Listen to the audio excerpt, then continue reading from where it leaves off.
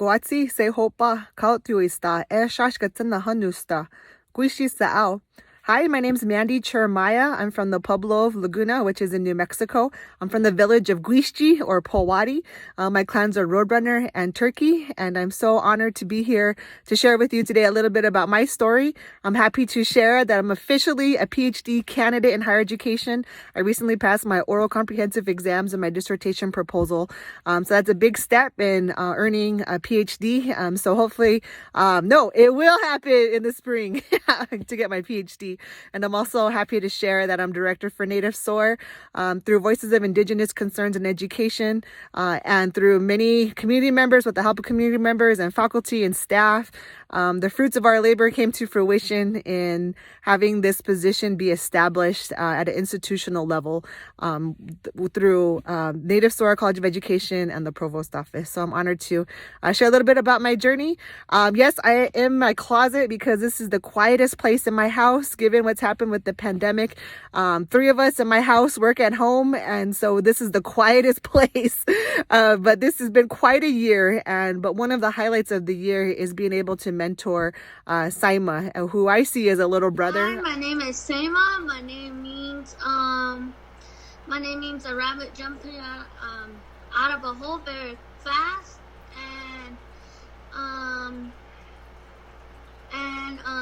when I grow up, I want to be a veterinarian, and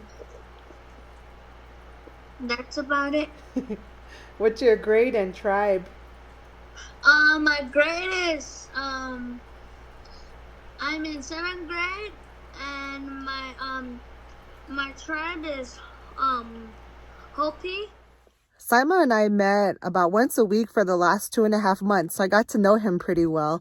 And I'm reminded about some advice that I got from one of my mentors, Dr. Marla Franco. We were talking earlier in the year, especially when all this stuff was happening with the pandemic. And one thing she said to me that I thought was so helpful to hear was that for a lot of us, especially young people too, that these conversations online can serve as a lifeline where, when you connect with somebody in this digital space, we're able to work and talk through some of the things that we're feeling and going through right now. But I really see this true with my mentee, with Suyma, because when I was talking to him and chatting with him, the silver lining with all this pandemic stuff is that because Native SOAR decided to go in digital mentoring form, I got to meet him. So that was really neat. And I saw it as a lifeline for him to learn more about college, learn more about school, but also just to laugh, honestly. And we had a great time doing so.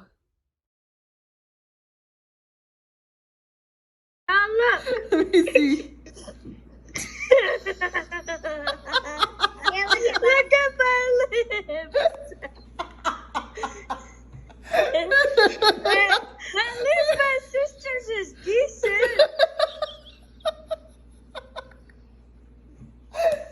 It's so cute. Okay, let me show you.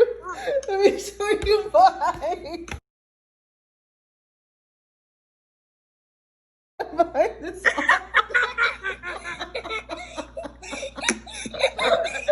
Look at my legs.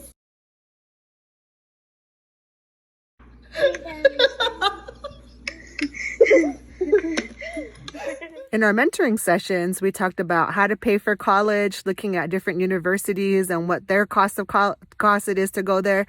One of the conversations that is very memorable is we were talking about the coronavirus and how tribal communities get funding from the government to help with that. I asked Suyma what he would do in terms of how he would spend the money to help his community on Hopi. This is what he said. Hopi gets some money. Where would you spend it though for your community, or where would you put that money? I would put it to the water. Oh, okay. Tell me more about that. How come? So because there is a lot of water out here that's not good, and think about it a lot. So I will put it to the water because we're in a fight with another thing. Because we might not have enough water, and and it comes from like the bigger cities because they have all these like big things where they have like big old golf courses and stuff. Yeah. Water coming out of like the property we own, which is the Colorado River, with us Native Americans, and it is. Then we're not gonna have any water, and then what we gonna do? Where else would you put money? I would put a little bit more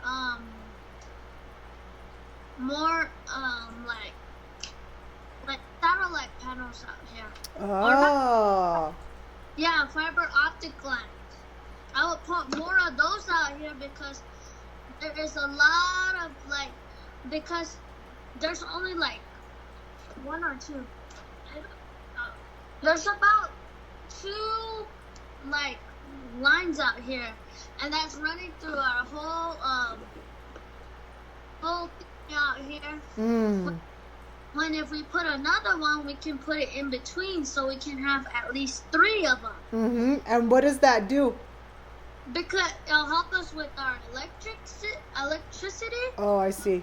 I mean, not the electricity, but the internet out here. Because if the coronavirus continues, then that will come into play, and that will help us. Right now, there's a lot of problems with the internet out here because there's like it'll go in and out, and it's kind of hard on us because some people are going to work and they have a problem, and also we as students were having a problem because we're trying to learn like different concepts of schoolwork, and then the internet goes in and out, and we can't understand it. Suyma, you are very, very intelligent, and you are wise beyond your years. Do you know that? No. I think that what you just shared, a lot of tribal governors and people need to hear. Because you are a young person and you get it. You know, like, you get it. That's awesome. All that knowledge you have. You're just so rich in knowledge, in cultural knowledge, tribal knowledge, school knowledge, Fortnite knowledge. That's amazing. I felt like I was listening to your campaign. You might want to think about it again, being a part of tribal council.